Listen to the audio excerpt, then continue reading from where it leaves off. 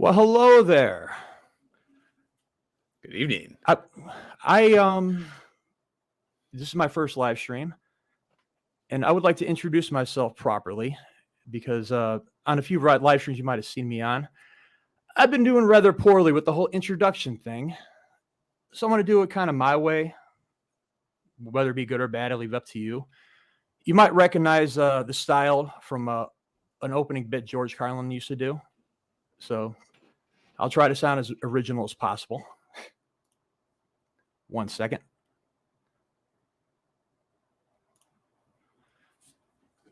I am a modern man in a postmodern society. A hyperactive, overthinking spectrum mutant with a lot to say, but no time to remember it all. The perpetual outsider, currently drinking hard cider. I'm just another hell writer who's trying to keep his waist size from growing wider. An anatomically, philosophically, pathologically, unequivocally, politically, and ethically incorrect neurodivergent, who's for the most part sober, just never in October. An edgelord with dull senses. My safe space has a safe word that comes with a trigger warning. Uncouth, unkempt, unshaven, unruly, uncivilized, and unholy. I like to split seams, make screams, and invade dreams. A desensitized 80s baby with 70s soul and a 90s attitude.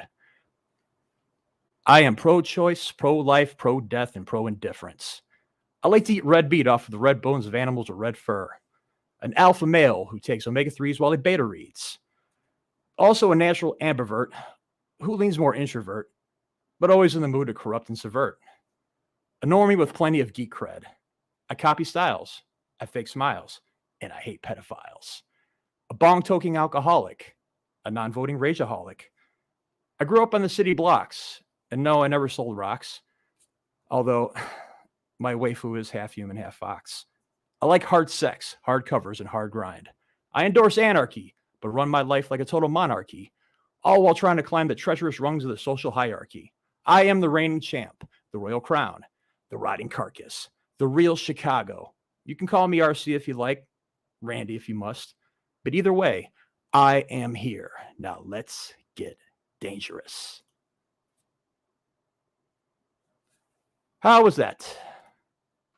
That was awesome. That was one hell of an intro. I also like that I finally know what the R stands for in RC. All right, well, I'm going to hop in the chat real fast where everyone loads in here. I know it jumped on me in StreamYard. So the first three people I saw in here a couple of days ago were, first one, Mama Ward. Thank you very much for being here. She's been around since like my genesis of the AuthorTube days. Then there was Margaret Bernard. Awesome, awesome lady. And then one of my favorite people, Aphrodite Lee. And just so you ladies know, since you were the first three people that I at least saw comment on here, you are my first three mods. That's right. My three wise women. Following this fallen star into the forever night. But I digress. Next up, Taco Taco! Told you I was going to do that, man. Thanks. Polyhedral Paradise. What's up, my man? Yep, I am doing a live stream finally. This guy is from, I guess, the geek section, comic books, Star Wars, and all that jazz. You're going to meet a lot of a motley crew of folks tonight, hopefully, if anybody shows. And then my awesome friend, Shannon. Make friends with that like button. Smash it. Smash the thumb down until you hear the bone snap. Happy New Year. Well, it's not New Year yet in the East Coast, but we're getting there. But what, 1 hour left? You, Award. And the Mistress of Horror has arrived herself, author D.L. Tillery. And my apologies, man. Would you please introduce yourself? I don't like speaking for people. Go for it. Oh, yeah, sure. Hi, everyone. I am Ben Pick, also known as Running to Write. Every Monday night at 7 p.m., I give questionable writing advice through running metaphors. And yeah, spoiler alert, 2022 was incredible for me. I've been around on YouTube for a while, but I finally got my 2 books published. You can see one of them right behind me. The first one is Falling Through. Second one is Expanding Cracks. And they follow a team of teenage kids who develop superpowers and fight giant monsters. Nice. Yeah. And we can talk a little bit or a lot of it about all my various influences, as I think both of us have very similar backgrounds. Where did you start? Where was the first influence? Oh, well, I was also a 90s kid, so the big inspirations for me would be the big three. That was Batman the Animated Series, X-Men, and Spider-Man. Oh, peak animation in the I think 90s. WB, and then the other two were on Fox Kids. I modded you, so if you want to drop any links for your stuff in the chat, go right for it, my man. Oh, hell yeah. I mean, yeah, for me, it started a little bit earlier than that. Like when it comes to superhero stuff, like I saw the Super Friends and Adam West and Bill Dozier Batman before I saw the '89 Batman. Granted, I was like 5 at the time. Yeah, aging myself, whatever. But it's all good. Yeah, there's something about you had the '80s cartoons which rocked, but there's something about like the '90s. It's just like matured in writing and of course animation. But yeah, Cartoon Network is like that started booming while it's original programming. Oh yeah, the Toonami came in right when I was in middle school, so I'm actually planning my big 100 episode is going to be all about this perfect hook known as the first episode of Yu Yu Hakusho. So I'm starting to plan for that one. Now, was it Yu Yu Hakusho or Dragon Ball first? Dragon Ball was first, yes, but I think that the first episode of Yu Yu Hakusho is in a lot of ways flawless, or as far as a hook is concerned, it's flawless. Yeah, I tried to read some of the manga of that, and it's like, oh, this is too big of an investment. But actually, out with anime, that was before Toonami with me. I would catch the Saturday morning anime on the Sci-Fi Channel, like 4 in the morning, 3 in the morning, because I would catch like episodes of like Dragon Ball, Dragon Ball Z. Then from there, I went to that, which was like, Akira, what they have on there, like Demon City, Wicked City, Vampire Hunter D, just right in the adult section. Yep. But I have. Oh, sorry. No, go ahead. No, I was going to say I have vague memories of waking up at 4 in the morning, catching a random episode of Dragon Ball, and not understanding any of it because I was too young to make any sense of it. But later on, when I finally went through and watched it, I started connecting all the dots. Well, there's more nuance to the storytelling. I guess it's hard to catch when you're used to Western style story. But anyways, yeah, I get what you mean. But anyways, to answer Polyhedral's question, yes, I did quote Darkwing Duck because Darkwing Duck is a shit, and that is the greatest quote ever. And my friend Gray, I've known this lady for a long time. She's been through a lot, and it's cool that she's doing her thing now, and she's awesome. And if y'all love Star Wars, y'all love her. And comics, mate. Over in the comic side of things, independent, crowdfund stuff. If you want to follow him on Twitter, go right for it. Happy New Year, Adriana. First time doing this, I'm going to try to keep up everything. You're doing great. Yes. And here's one of my droogs, Kenny. This guy reads like every first draft of everything I ever get. It's like him and a couple other people. I don't really do the whole alpha read or beta read thing, mostly because I'm lazy and antisocial, and I really don't want to go out there and meet people. But oh yeah, we had another guest coming on. Hi. Hello. Would you like to introduce yourself? Hi. Hello there, humans. I'm Delsa Silverino, and I am a paranormal sci-fi writer, and I should come back to YouTube at some point if I want to, but I don't want to. I understand. I'm on here just because it's something to do, and I think I might not suck at it. So how's your day going? It's going. Sort of. Yeah, I get that. Same here. But we were getting to anime.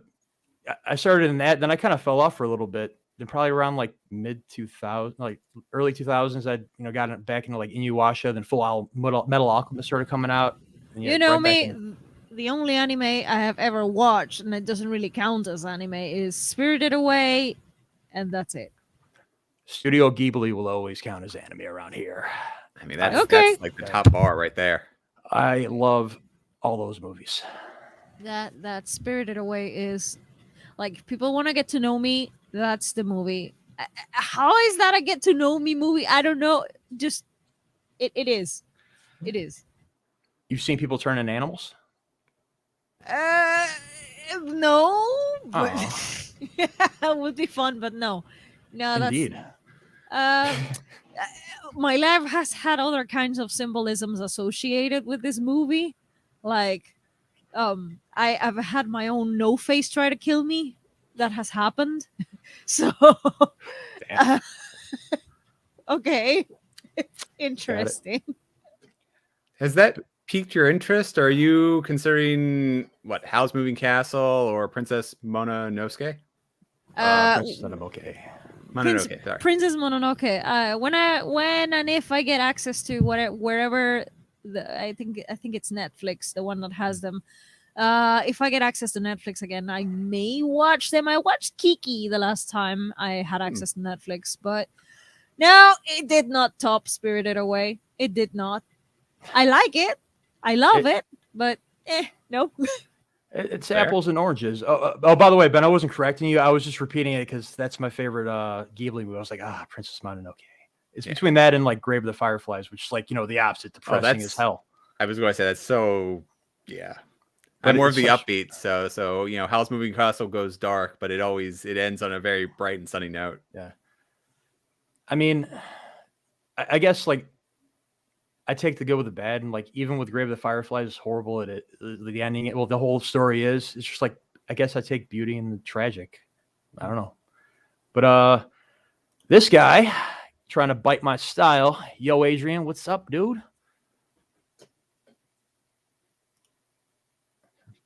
I keep hearing stories about StreamYard's jumping. I want to make sure I don't miss anybody. And this guy, I was wondering if you were going to show up. The Thunder Stealer. Just when I tell him I'm doing a live stream, all of a sudden I look on YouTube and he's doing a live stream at 10 o'clock too, man. What's up with that, Snow Dub? Now, I know what it is. He's showing me the ropes. You cannot make friends on YouTube, especially a competition coming up. He sees me like, I got to stuff that shit out. I got the higher viewers. Let me get them over here if they see that asshole. Nah, it's cool, man. Thanks for stopping by, Snow Dub. You are an awesome guy. And then if I was streaming right now, I would definitely be watching your show. Let's go. It's my guy Spencer from over at Bounding into Comics. If y'all ever checked out that publication, I would consider it probably one of the most trusted in pop culture. Ben again. Happy RC year, I guess. We'll. And you're an alpha reader, Kenny. Sure. I mean, you can at least wear that title once in your life. That's my guy right there. I got to pick on him.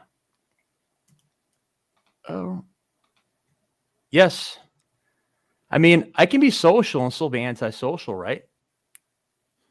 I mean, I don't know.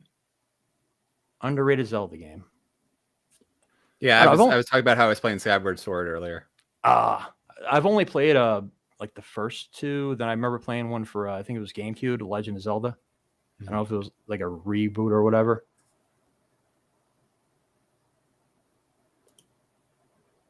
Speaking of gaming, since you're in the 90s, what was your system? I had the Super Nintendo, and then I very quickly evolved into the N64. And I still carry that around with me. I mean, I got a couple of other systems that I got my PS2 somewhere around here. And, Xbox 360, PS4, whatever. But N64 is where my heart is, man. I was gaming for a long time when I was a kid. Like I started with Atari, then I got Nintendo, then Genesis, then Super Nintendo, which is kind of funny. Like, I don't know if anyone knew this. I grew up in like all over the south side of Chicago, and my parents never had a lot of money, but we still had food and all that. And like that was like our big childhood splurges right there. Then maybe like a trip to like Universal Studios once.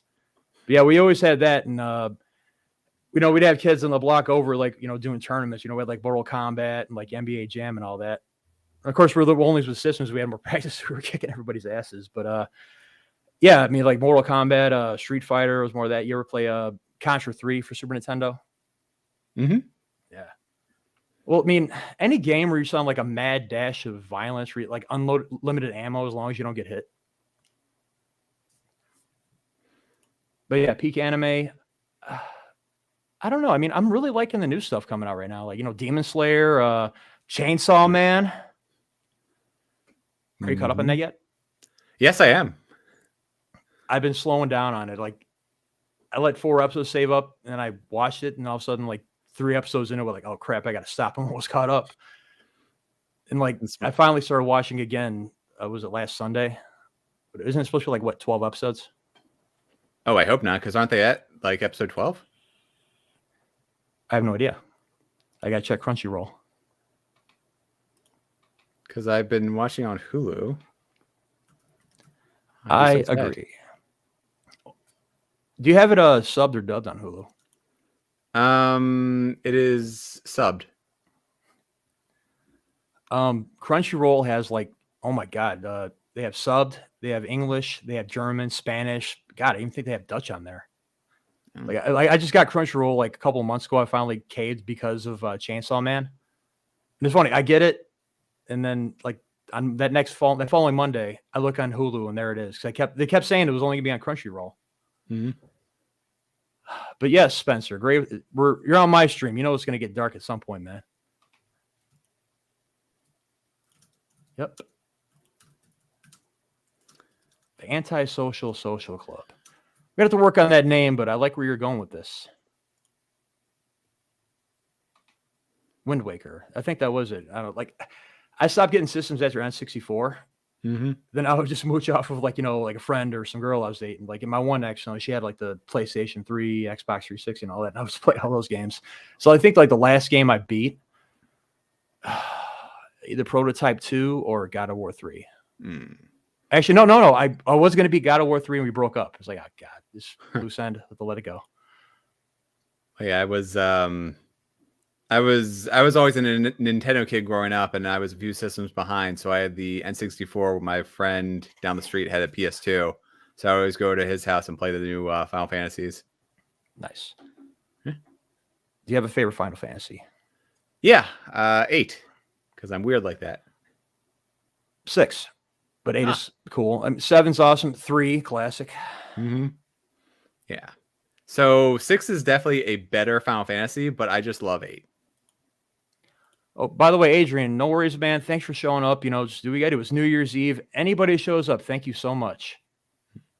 I can't believe I already got 3 people on here. I thought it was going to be me ranting. I was already getting like a whole stupid, tirade going, but thank you for saving me from that. It was probably stupid. Hey. Cannon Busters. That's on Netflix. They only did 1 season, but it was fantastic. What is it, an anime? Yeah. It was one of the Netflix specific animes. I'm going to butcher the name. I don't remember who did this, but it was really well done. Music is fantastic. Oh, what did I just watch on there? It wasn't anime, but it was CGI animation, but almost anime style. It's League of Legends? No, it's a movie. Huh. I think it begins with a G. Screw it. I'll remember it later when the stream's over. Yep. I don't think I've ever heard anybody say that show sucks yet. I mean, there's probably some, guy out there just want to be funny, but yeah. Yeah, Cannon Busters is written and created by LaShawn Thomas, who started off as a comic book and then got enough sway to turn it into a Netflix show. I actually have to get Netflix again because I wanted to keep watching. Was that Love Plus Death Plus Robots? You ever see that? Mm-mm. It's these little shorts. It's all like different types of animation. I think actually a couple are live action, but they're all different stories. Anything from like horror to sci-fi, just complete fantasy, all out there crazy shit. I would definitely recommend watching that. And Arca Rico, what's up, fellow mod? Actually, sorry, I gotta wrench up a couple of my peeps here. Give me a second. Mm-hmm. Actually,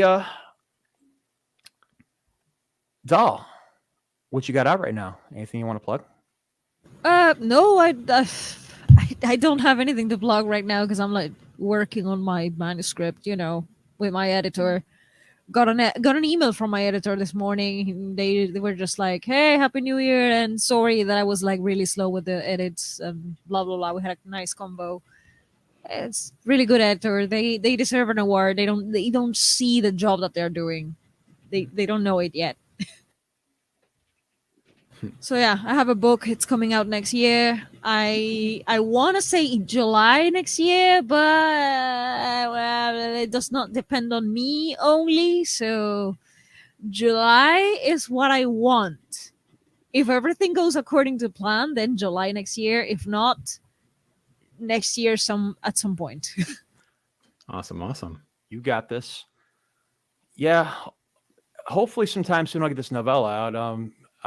Things matter. He's been really sick though. And, he's got an excuse. He hasn't, been ghost or anything like that. And soon enough, it'll be out. And then that'll end my cycle so I get started on some newer projects. But anyways, back to the chat. The antisocial distortion. Why that French accent? What happened there? I don't know. No French accent in my presence. No. I will taunt you a second time. No. We just won the fucking World Cup. I'm sorry. You invite an Argentinian to the chat, please. No French accent allowed. Or I will, I will taunt you the whole night if you keep going. All right. Well, I live in such a multicultural melting pot. I code switch without even thinking about it. I know. I'm. And I'm so jaded. We don't even have a French town that's right now. We got Greek town, we got Ukraine village, we got K town next to that. It's just what can I say? Maybe I'll go to an Irish accent. We've got drunken female Messi here. No, Dibu. Nice. Go Gerard. I can't go wrong with Godzilla. You cannot. And now we have a second gray in the chat. This man is a close personal friend. Also, close personal, I guess, advisor. He's also my close personal art critic, Mr. D. Gray Man. Welcome, sir. And you also have been wrenched away. Yes, I agree with that sentiment. Happy New Year Eve. Happy New Year. Happy everything. I guess I might as well talk about my year. Well, I'm flipping. For the most part, it sucked. I'm sorry. What do you mean it sucked? You got your book out, man. Well, let me finish, man. You got 2 short stories out. It doesn't suck. Let me finish. At first, it sucked. For the first 8 or 9 months, it sucked ass. I was in a really bad headspace, going through some, I guess changes, finally shifting out of a long bad cycle, I guess you can say. And it made me realize just how much people waste their energy, especially their thought and energy and their emotional energy, on just dumb bullshit. Especially if you're anywhere on the spectrum or neurodivergent, you can't help it, especially with emotions. And you're anything prone to negative thought patterns like I am. It's just pretty much walking down a hallway with a bunch of loose nails hanging, just going to catch you.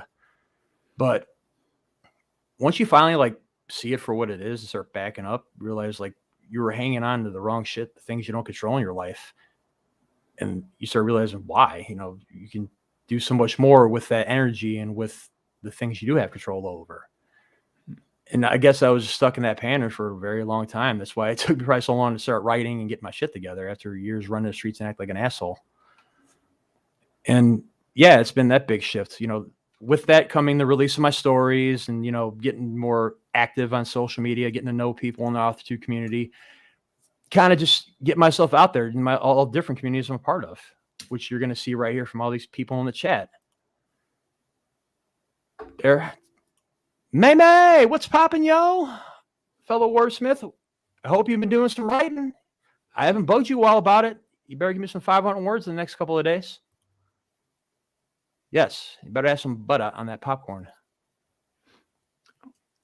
And thanks for plugging my story in my stream. I really appreciate it. I should probably be a little better at that because I noticed. Hey like, man, you're doing way too much right now. It's Yeah, you're hosting a stream. It's nice to have some people that can help you with like popping up stuff in the chat and stuff like that. That's cool. I mean, I probably came out worse than it was supposed to be, but no, it's cool, man. I appreciate it. I probably should have put a link. Well, don't you have to have like a verification to like put up links in your descriptions? No. Really? I tried doing for my link tree, but like a legit link. You have to like verify your email, and you have to. I think that's it. You have to just like verify your email. Like, yeah, it's a YouTube channel. Yes, this is my YouTube account, and then you can do a lot of things. I will figure it out. Thanks again, Ben. no problem.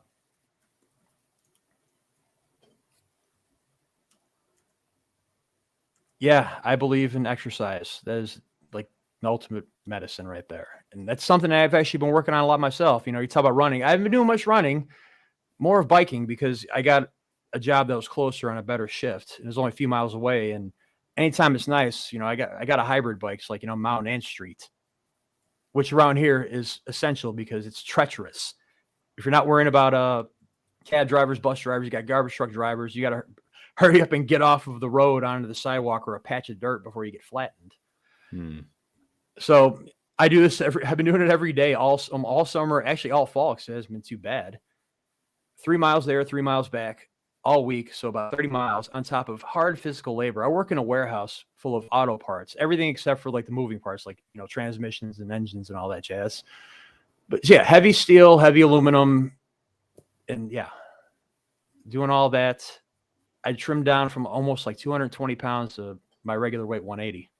Nice. Cardio's way up. Yeah, I know cardio's way up, but you know, now all my joints are aching and I'm always tired. Yeah. And you are not old, Gray. Here we go. One of the wise women appears yourself. Yes, I'm an amateur, but you know, that's still do what I have to do. Hey, what's up, Margaret? Nice to see you. Yeah. If anybody with a wrench, actually, let me get everybody. I don't even want to feel left out on this first stream. Anyone that shows up tonight gets a wrench. Why not? I'm feeling generous. It's your first stream. It's something like, yeah, first streamer visitors get a wrench or something. And all these people are cool to show up on some nobody stream. How many are up here? 12. Something about that number. And lo and behold, Big Outlaw. What is up, buddy? And yes, you get a wrench as well. You know those people that come around like you wish you talked to more often, but like when you think about them, you want to reach out, you're too busy doing something. Only forget about them when you're free.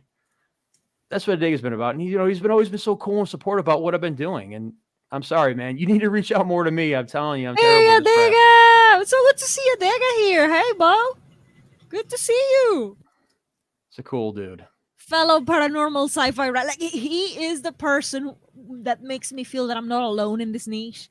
Like it's another paranormal sci-fi writer. We exist. Look at us. We are writers. We're here. I know. It's like I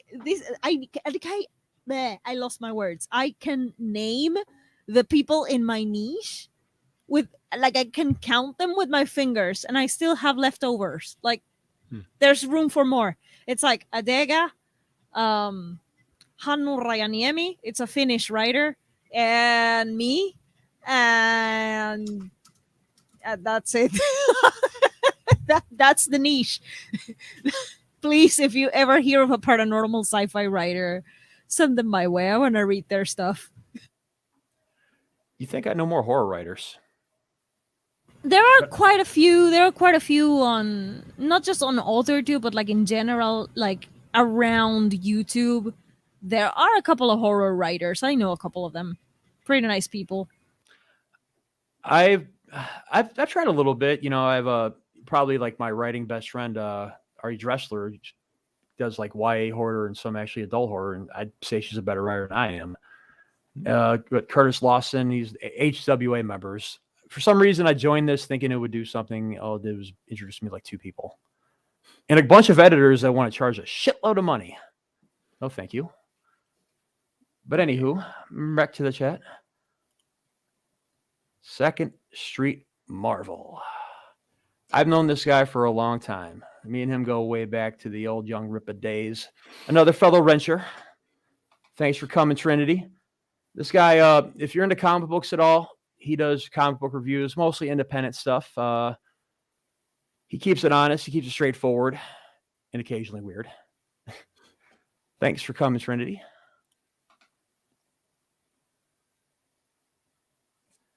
R.J. Stannenforth. Does anybody know this name? I will find out by the end of the night. Thank you, Adega.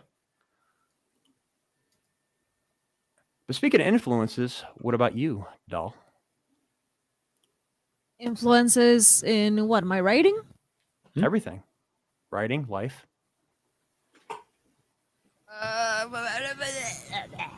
What can I say? Who's that? I don't know. Hold on, let me write that down. How do you spell that? I don't know. I have to think about it. I have to give me like half an hour, and maybe I can name you like 2 people that influenced. There are too many. Okay, no, wait, hold on.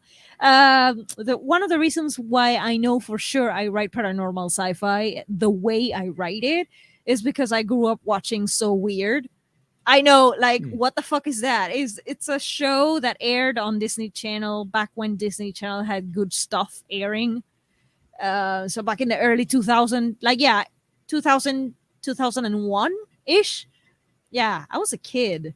I grew up watching So Weird. It was a show that kind of like the X-Files, but for kids. And it was about this. It was about this teenage girl or like preteen girl and her older brother and her mother, and the mother was a rock star, so she was like touring the country, and they lived in this tour bus, and like a lot of paranormal and sci-fi shit happened to the family, and it was really cool stuff. I really enjoyed that show. I grew up with it. No one in the chat remembers it. I know. I'm sorry. I'm blabbering about something you don't even know. I'm sorry. No, it's fine. You're telling us about it. Yeah. It wasn't really spooky. It wasn't really like horror, but like paranormal stuff and like sciencey stuff, and it was really nice because it had a lot of heart and soul in it. Because a big theme in the show was the dealing with the loss of the father or her husband. You know, the mom, the rock star mom's husband. So the girl's dad. So it was a big theme was loss and like how moving on and dealing with it and like all this paranormal stuff that she was like investigating and trying to learn about was a way to connect with her father, because her father used to do that as well. It was so, I don't know, it had a lot of heart and soul, and I grew up with it. And now all the sci-fi that I seem to develop in my brain, it's clearly influenced some way or another by this So Weird show that aired in Disney Channel when the dinosaurs roamed the earth, apparently. So yeah, Early 2000s and dinosaurs. Come on. Yeah, All right. early 2000s, and that was one of the influences. And another one would be music. Yeah, RC, you know about like, I was inspired by this and that, like electro tango band, whatever. And like I was listening to electro tango, yeah, that exists. And this idea came to me for a story, or I was listening to Björk and the whole trilogy came to my mind, and I'm gonna write it. And yeah, music and some paranormal TV shows and writers. Huh. Right. I'm still stuck on the early 2000s when dinosaurs roamed the earth. I'm just keep thinking, don't tell her about bed knobs and broomsticks. That must have been the primordial days. The primordial days. Yeah, I don't know. Writers that influenced me. By the way, Daniel heard of your show. Oh, Yeah. really? Didn't watch it, but he heard of it. So, it's, half good, I guess. Oh, Phil yeah. Pullman. Yeah, Philip Pullman was an influence. It was the first time I read a book that was like fiction that I kind of like I wanted to be a writer. I didn't. Okay, I'm not the stereotypical person like, oh, I wanted to be a writer since I was 6. No, I'm not diminishing people who are like that. I'm saying I'm not the typical response of I always wanted to be a writer. That was not me. That did not happen in my case because blind. So for a long time, I didn't think I could be a writer because blindness. There are a lot of mistakes that happen, lots of typos and spelling errors and homonym errors and homophones errors, and being blind is kind of like, yeah, you need an editor. You cannot just write whatever you want and publish it because nope. Ask my editor. It's hilarious. But so when I finally decided I have to do this because the story that I want to tell is very important and I really want to share it, and I started working really hard on it. I have to say that one of the first people that kind of made me think that maybe someday I could possibly become a writer was Philip Pullman and his Dark Materials trilogy. Yeah, The Northern Lights was the first book that I read that made me feel something. Where it was the first book that I read where I found a character that I felt kind of like identified with. When people start talking about representation and this character looks like me and this character is like me, there are no blind characters out there. There are no blind bisexual, oh my god, biracial, asexual, sorry. I made a mistake with my own labels because I was speaking too fast. So blind and biracial, asexual, adopted, pagan, there are no characters like me because I am a disaster. I'm a walking disaster and I know it. So I have no faith in finding characters, quote unquote, like me in every aspect of me. But Philip Pullman's witches, so more specifically Serafina Pekkala, were I felt a connection to those characters. And Serafina Pekkala, with that name, that's Finnish coded, like that's a Finnish name wherever you look at it. It's a Finnish name. I don't care. It's a made up world. I don't care. It's like an alternate Earth. It's a Finnish witch. And that to me was, oh, Happy New Year. The window is exploding outside. Whatever. Yeah. As long as it doesn't explode inside. Yeah, nah, it's okay. So yeah, that was the first time I felt like maybe I can try this out. And then I would say the other book just to name another one, I would say Frankenstein. Frankenstein was the other book where I felt like, you know what? Yeah, let's give this a try. Happy New Year! I'm gonna mute because oh wow, we heard that. Yeah. I'm waiting really loud. I'm waiting for the explosions to hit by me. It's going to be fireworks and gunshots and probably rocket launchers. Then the police are going to come out. Then a war is going to start, and I'm going to grab some popcorn. And yeah. So yeah, Frankenstein and Philip Pullman and So Weird and music. No, it's cool. I mean, influence is influence. Anything that makes you feel that real shit, grab it, hold on to it. Now, with me and wanting to write is a weird story. Yeah, growing up on the spectrum, I've always had bad focus attention issues, like horribly. Like unless I'm like really into something, I just can't hold interest in it. It slips out of my hands. With reading, also slight dyslexia, kind of made that a chore. And I just remember trying to force myself to read and like being in school and getting these books, like even elementary, like The Giver and, Hatchet, The Hobbit. Like we were forced to read them. I remember like really enjoying those books, but like outside of school, when I'm not have some teacher, shoving my face into the book, I just couldn't hold on. I would like read a few pages, lose interest, and go do something else. Go play video games, go watch a movie, go read a comic book. That was the one reading material I always hung on to. And that started early on, about 5 years old. Tales from the Crypt, Vault of Horror, actually at a garage sale down the street from where I grew up at. But I'd always wanted to tell a story. First one being a Batman story. And I think I was like 6 or 7. And I probably got through a paragraph and just let go because I didn't read it all. I had nothing to go off of. I had no idea how to do like a dialogue, narrative structure, any of that shit. Well, I mean, at that age, nothing. But so I gave up. years later, I was a teenager, and I remember doing like a bunch of role playing stuff for like, wrestling and, comic stuff like that. I tried again. I want to tell a horror story. I'd read a few books by then, forced myself to, a couple Stephen King, R.L. Stein, Goosebumps, Fear Street, all that. And I ate that all up because, those YAs, they're easy to read. You can burn right through them. And a couple of mangas here and there. I remember reading Yu Yu Hakusho. I can read like, God. I remember reading the Akira manga in like 2 days, all 6 books. But tried to write another story. Didn't know how I was going to start it because I didn't really read it all. Like, how am I going to start this shit? It's pretty much like you're trying out for a sports team, you're trying out for the football team, but you don't know shit about the sport and you've never exercised. That's how my brain felt. So fell off it again, got more into music, playing a guitar. Dahl talked about being influenced by music and being in such a large city, scenes everywhere, punk, metal, goth, industrial, underground rap.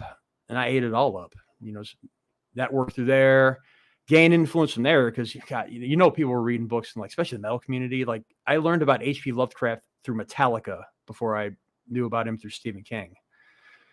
But started getting into partying, wasting my life. I'm not going to bore you with that mess. Then, not too long ago, I picked up Alan Moore's run of Swamp Thing and reread that for the first time in since like the 90s. I just remembered how amazing the story was. Like to me, I would put it over Watchmen and V for Vendetta, probably because I'm more horror oriented. But I just remember reading that and thinking like, I want to fucking do this. I might not be able to do it as good as this, but damn, I don't want to try. And like by then, I had like started reading again. Oh, by the way, yeah, I kind of skipped that part. About late teens, early 20s, I got back into reading through Lord of the Rings and kind of off to the race from there. Stephen King. Clive Barker, went back, read Lovecraft, Richard Brodigan, Richard Matheson, all those people. Then, it's kind of now to go back into comic books. Started reading all, of course, more Frank Miller, Grant Morrison. Yeah, I pretty much dived in from there. Then I read Alan Moore Swamp Thing, and it's like, all right, this is what I want to do. I still wasn't over my partying phase yet. I wanted to write, but I couldn't get sober enough to be motivated to do it. Finally hit my rock bottom, pulled out of that, and got into it now. And I think that's most of it. I'll probably remember more later, but that's my story.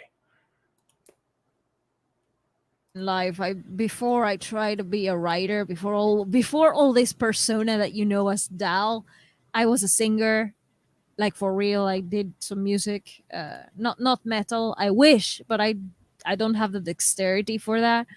I do love metal though, and I was a singer. A humble indie singer that nobody knows, but I tried. And so I also play guitar, like to try other instruments, love world music, love all this folk metal and symphonic metal fusions. I love it. So yeah, it is true that you get to know about horror and some fantasy and some sci-fi thanks to the metal community. That's very true. Like one of my favorite bands, Nightwish, the composer, is a freaking bookworm. We could sit with Tuomas Holopainen and talk about books for hours and hours because he loves reading just as much as we do. So it's true. Yeah, I know a few people in like the goth community and the metal community are big readers. I know Lamb of God, Randy Blythe, huge reader. You can like see in his lyrics because I'm always a fan of writers that pull old words that you don't hear anymore and just kind of like fuse it into like modern times. That's what he kind of does with his stuff. Like you will pick up that kind of like almost old Victorian wording fused in with modern times. And I don't know, I'm a big fan of mixing things up. What can I say? Nice. But yeah, symphonic metal, like I've heard Nightwish. I like them, and otherwise, I'd say Dimmu Borgir is about the closest I've gotten to symphonic metal. Otherwise, I mean, Typo Negative, but they're more, I don't know, goth metal. Yeah, that's more goth or more doom metal, something like that. Yeah, but I love Typo Negative. Like, I mean, his voice is Pete Steele's voice. Pete Steele's voice is like, if you want me to shut up and just listen to, just Pete Steele, I can listen for hours and hours. It was like he played bass and his voice was like that extra high string. Yes. And one of the bands that I will regret never getting to see live. Oh, well. Frankenstein written on a dare. I think it wasn't it? It Wasn't was. like It was not a dare. It was more like this bunch of people hanging out on a castle, and it was like really stormy, and they were spending the night there. And it's like, okay, let's see who can write like the spookiest horror story, whatever. So it wasn't really on a dare, like a dare, but like a competition kind of thing. it's like a boom session. Yeah, yeah. Yeah, it's funny because like I read some stories about Mary Shelley and her husband that I know about before, and there's some interesting ass people, and I think I'm like bigger fans of them now because of it. I don't know what this says about me. Not the same in my case. Like I feel bad for her as like in her personal life. I feel bad for her, but I do enjoy the story. Frankenstein is very like everything that's like a story about an outsider that doesn't really have a home or a family, or like, you know, this like third cultured person that does not belong anywhere. That's me. It represents me. The monster represents me. That's me. Well, who's the one calling it a monster? It doesn't have a name. It's just different, and I mean, I guess because I'm so used to being around different, and in a lot of cases being different. I've been in all white schools, all black schools, all Latino schools, so it's like I don't know. You kind of get used to it. At the same time, you don't. So that's why I think I've always kind of drifted from crowd to crowd because you don't really know what to define yourself as, other than an outsider, the perpetual outsider. But now that I see her today, maybe I'm much of an outsider because I got people from all over the fucking place showing up. It's kind of awesome. But as far as like outsider books, my first thought goes to Lovecraft's The Outsider. I don't know if you ever read that one. No, I have not yet, but it's on my list. I will get to it eventually. Lovecraft is hard to read, and I'll be the first to admit that. It is hard to read, and if a writer gets too visual, which I suspect he did, I have a hard time. Yeah. Oh, yeah. DL Tillery, thanks for showing up. Happy New Year. Get some rest. Definitely got to get on an overstream again.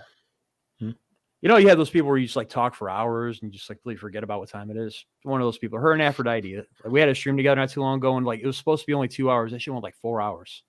I am that kind of person, and I'm trying very hard for people's sake not to be that way, because I am like that. I don't. No. Be you. Yeah, for real. Like we've talked before, and I like talking to you. Like it's funny because like I'm like writing down everything I want to like reply to because you like make a few different points. Like I love people like that. I just got to remember to write the shit down, otherwise I'll forget what I'm going to say. Tape and flip tape, left to right, and I'm like 43. Well, that's all right. I mean, at least you know. Well, for one thing, I don't believe you're 43 because I've seen you, and yeah. Me? No, I'm talking. Gray. I was like, no, I'm 31. Yeah.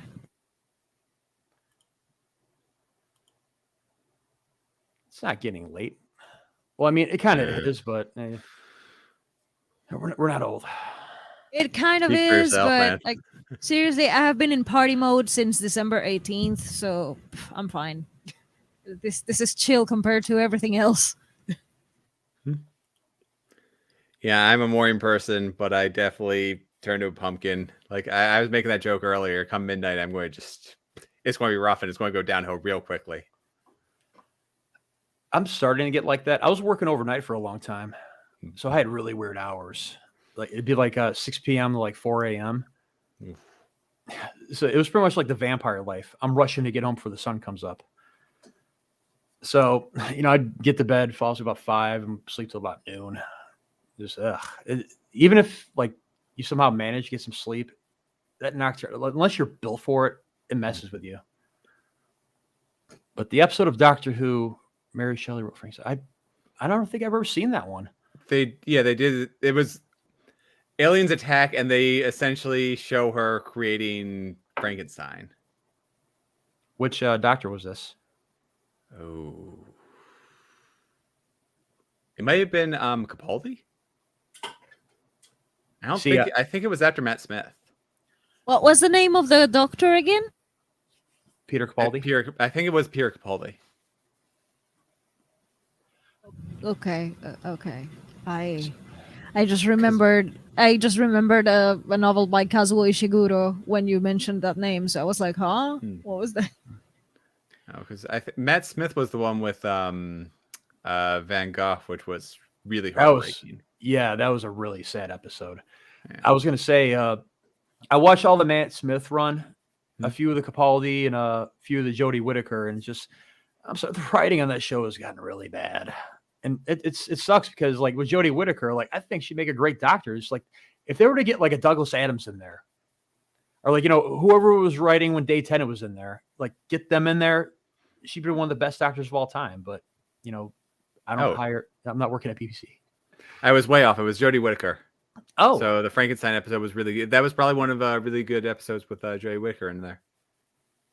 Thank you. Once again, I barely watch TV. I don't have a TV, like a physical television thingy, or access to whatever since 2011. So whatever, I don't know. It's smart. I waste a lot of time in front of the idiot box. I've actually really limited my time in front of the television. Like other than like anime, I'm not on it. I'm trying to do the same with my phone because it seems like every second I got to answer an email, a text. I got to get a hold of this person, like to the point where it's habitual, where I'll grab my phone just out of habit. Like, wait, I don't have to talk to anybody. But I'm trying to work on time management, and with television, I mean, I've really fallen off. I made a video about that. I made a video about time management for people with very low energy because that's me. I seem very upbeat right now because I mentally prepared for this. Otherwise, I wouldn't. I have fatigue, and at some point I just drop. Like, oh, she fell asleep. Like, what happened? Like, are you narcoleptic? No, I just have an extreme fatigue, and I get tired very easily. So I made a video about time management for like really low energy. And since my videos in 2022 took a turn for like the wildlife perspective, and it's like basically wildlife meets writer or writer meets wildlife, it's the video with sloths. So there's a bunch of sloths in the window, and it's like the animated doll is talking, and then in the background you can see the sloth moving at glacier pace, like doing nothing basically. I like sloths. Well, yeah, here that's you go, yeah. Good night, Gray. Thanks for coming. Good night, Gray. Posted the link for your time management video. Yeah, that's the one. And there's a point where I cover social media because there are way too many social media platforms right now. Like way too many.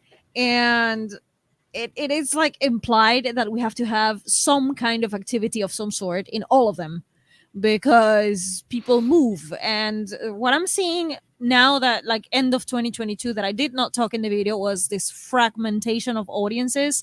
Because like, oh no, I rather use Twitter. Oh, but I prefer YouTube. Or no, I actually moved to TikTok. Or no, I'm still on Instagram. And I see this fragmentation of communities.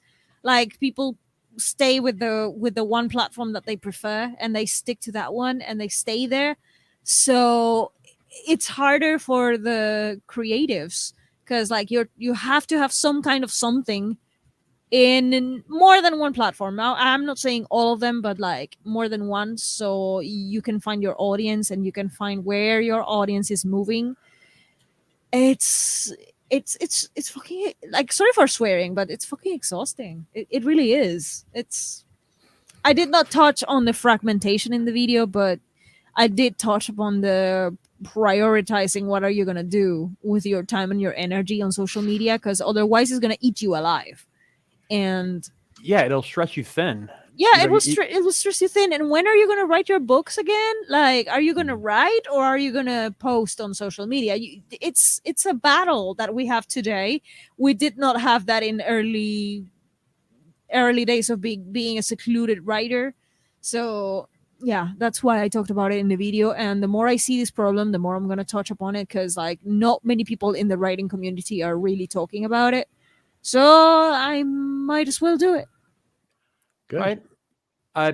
I'm trying to be a little more selective with my social media. I can't keep up with all that shit. I'm more active on Facebook. Trying to get a little more active on Twitter because that's for everybody, especially writers, especially horror writers, and Instagram. I'm not doing TikTok. I don't fucking care. You're gonna have to drag me on there. And Ben, you took the words right out of my mouth. You had it right the first time, Shannon. Because that's how I feel sometimes when I'm on there. And oh yeah, LinkedIn is what's even LinkedIn? I don't use it. It's for a job. It's like the professional version of it, but it's nothing but recruiters. No. I mean, yeah, if you're trying to look for a career, you want to build up your LinkedIn, which I probably should do. But back to Doctor Who. Go ahead. Yeah, back to Doctor Who. Yeah, we're not sprinting right now. We are too squirrel to do sprints, right? Why do you want to sprint? No, I'm kidding. No. I haven't on no, Scooby Doo. Too late for that. Yeah, favorite Doctor, Ben. Well, they always say you love your first, but that means that I got into it late. So Matt Smith for me. I really like the storylines that he went through, and I mean, David Tennant's fun. Eccleston helped get new life into New Who, and I've been slowly going back to the classics. But yeah, Matt Smith for me. Baker.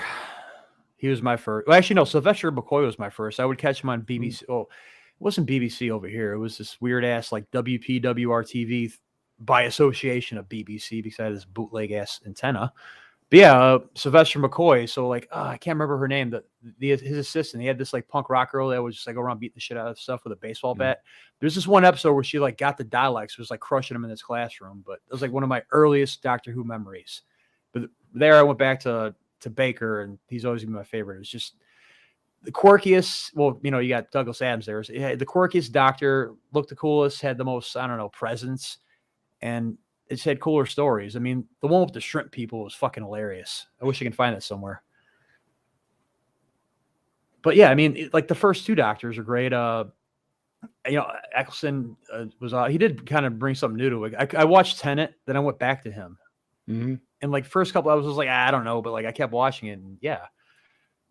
And Matt Smith was, yeah, that's when you started to see the writing kind of fall off because I think they could have done better. There were a couple of good arcs in there. I'm not a fan of the Angel arc.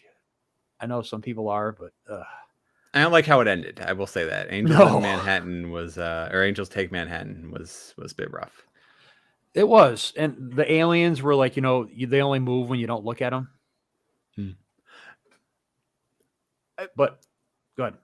I was going to say Blink is like the quintessential single episode that you can use to get people hooked into Doctor Who, but then expanding on it and explaining how they work, it I don't know. Although it is circling back because I really do like what they've done with the Weeping Angels and Jodie Whittaker's run. Is that going on right now, or is it concluded? I don't know if it concluded, but they did circle back to like. But I don't want to say anything, but they did circle back to some of the lore behind the Weeping Angels, which is pretty cool. I always wondered because I missed some part of the lore. Mm-hmm. I thought after 13 incarnations, the Doctor couldn't do another body. And like, I know the Master did it, and then he went crazy. How did the Doctor pull it off? I mean, do you want me to do you want me to give it away on live YouTube channel or? If it doesn't get me struck down, I don't care. Educate me. Basically, just the Time Lords gave him some extra energy. Oh, one of those things where, like, you see your end, but you're doing something good. Here you go. Yeah. Was that Tennant or Smith? It was emotional. No, that was Capaldi. I'm fairly certain that was Capaldi going into Jodie Whittaker. I watched that one. Yeah, someone in the chat is saying it's spoilers. Sorry. Yeah, by the way, Rosebud was a sled from his childhood.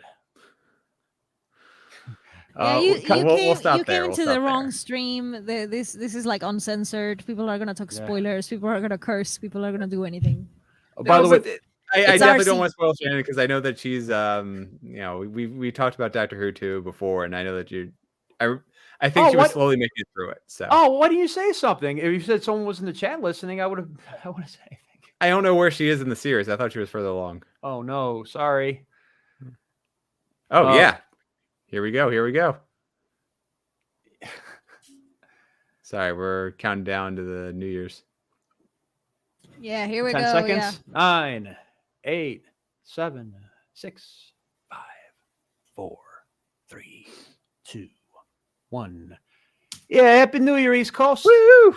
Happy fucking And New Year. Hey. Happy New Year, everybody. Yeah.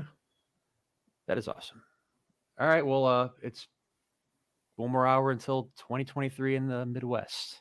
I mean, they have been dropping fireworks since it's like 3 hours already.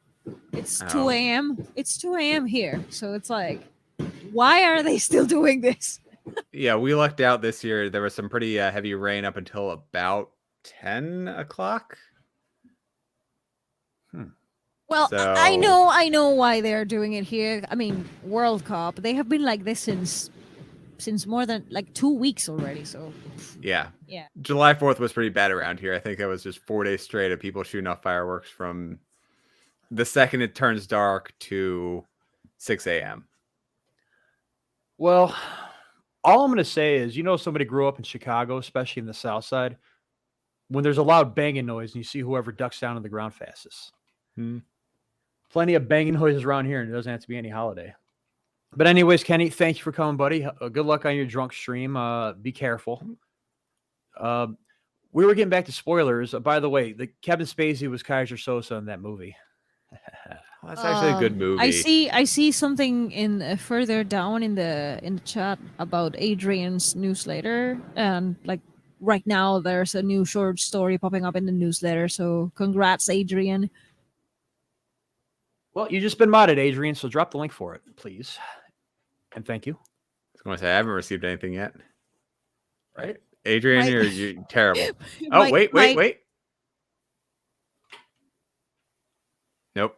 You have been anointed, sir.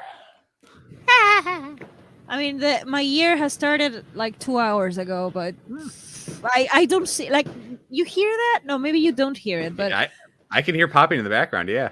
yeah, it's been like this for 3 hours or more. I don't know. Argentina. sorry. Welcome to Argentina. Once they win the World Cup, it's like anything is an excuse to do shit. You should have seen how Chicago reacted when the Bulls won their first championship.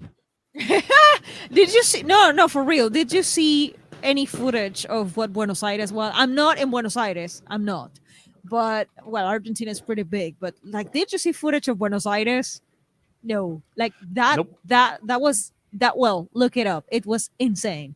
It was the biggest collective of people that I have seen in my, like. I wouldn't, like, in all honesty, I wouldn't want to be there. I did go to a party. I did go celebrate. Sure. But I did not want to be in the, like, it was 5 million people in the street. Wow. Yeah, 5 million or more in the street. On one street, So- like one long block. All over Buenos Aires. It was like the main roads of Buenos Aires was like 5 million people outside doing things. No, that would have been too much for me. And of course, now it's just like more fireworks and more like Christmas fireworks, New Year fireworks, whatever fireworks because they can. All I hear is people are together celebrating, and I'd rather see that than them fighting. Oh yeah, I'm pretty sure there's some I soccer fights, agree. but I agree. But like the noise, it's gonna kill me. yeah, I'm waiting for it.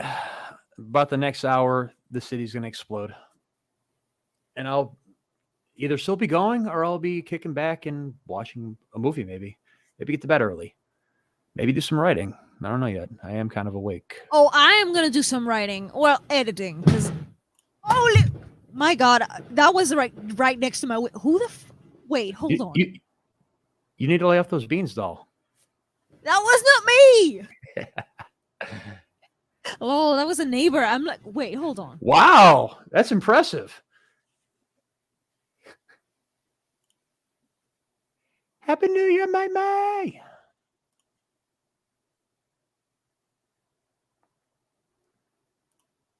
And then there was silence. Yeah, definitely. That was my neighbor. Are they still alive? Yeah, they're alive. I believe we lost Ben. I guess that was too big of a firework over there. But it was nice knowing you, man. Oh, let's talk about metal. Yes. You're one of the first people like that's mentioned creator to me, other than like a couple of people, like one dude from Sweden. I like found them by accident. Creator's Yeah. great. Like I found them by accident on Spotify. I was just browsing through, and all of a sudden I hit on him. I was like, Extreme Aggression. I'm like, holy crap, who are these fucking guys? Then that's when I learned about German thrash metal. What do they call it? Tuonic? Yes. Yes, and that's when I learned about Sodom, a great band. There's another one there. I can't remember the fucking name of it though. But anyways, just that whole style, like Sepultura. Ooh, Sepultura is great.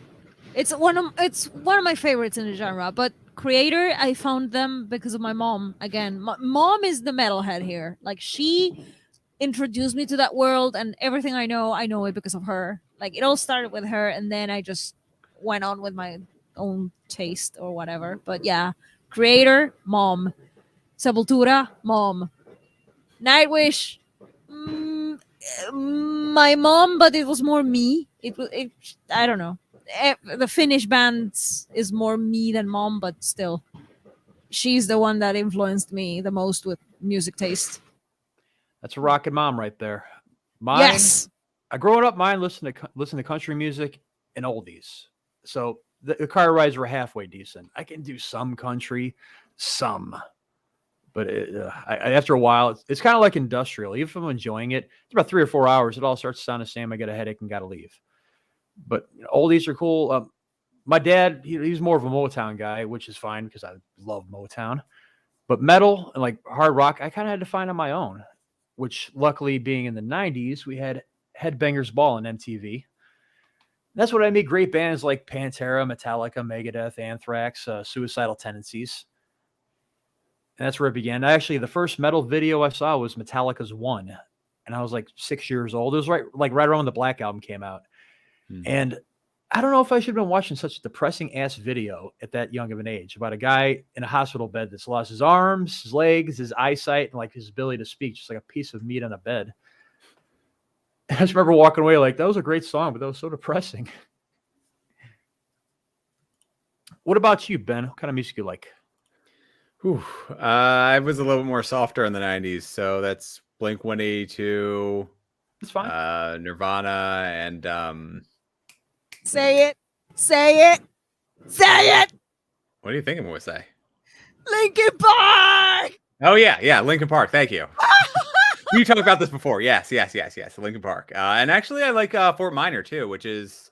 Yeah, Shinoda's side Shinoda's, project. yeah, he did like a side thing with rap and more rap focused, and he like dubbed over a lot of other stuff. But yeah, Linkin Park is awesome.